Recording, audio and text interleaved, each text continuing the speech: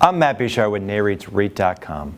Joining me for this episode of Fundamentally Speaking is NAREIT's Calvin Schnure, Senior Vice President of Research and Economic Analysis. Calvin, thanks so much for joining us.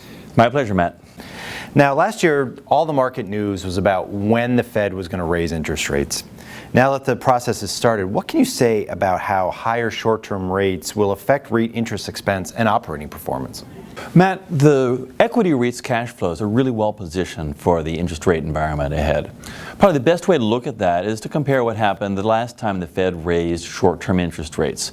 In 2004, the Fed took rates from 1% to 5.25%. That was a 425 basis point interest rate increase, which is significant. That's a big increase. Over that period, interest expense as a share of net operating income only increased moderately. It went from 32% to 36% of NOI. Not a really big increase. There are a couple of reasons for this. One is REITs don't use a lot of short-term debt. It's mostly long-term debt, and long-term rates are not going to be rising as much. The second is you have solid growth of cash flows. You have solid growth of net operating income.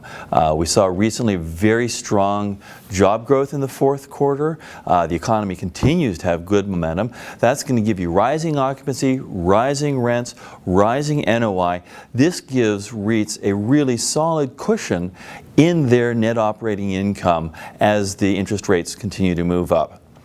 One last thing to keep in mind is that right now, interest expense is at a record low relative to net operating income.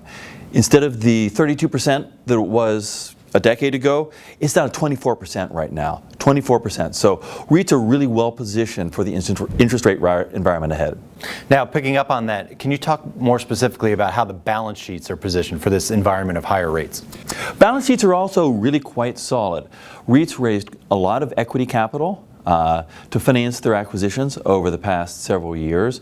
Their total equity capital as a share of book assets is 5 percentage points higher than it was at the onset of 2004. So again, they haven't used that much debt. Their debt is longer term. It's not going to have an impact on either their cash flows or their total balance sheet position. They're pretty solid position for this interest rate environment. Calvin, thank you so much for joining us. My pleasure, Matt. For more on this and other REIT news and analysis, be sure to visit REIT.com.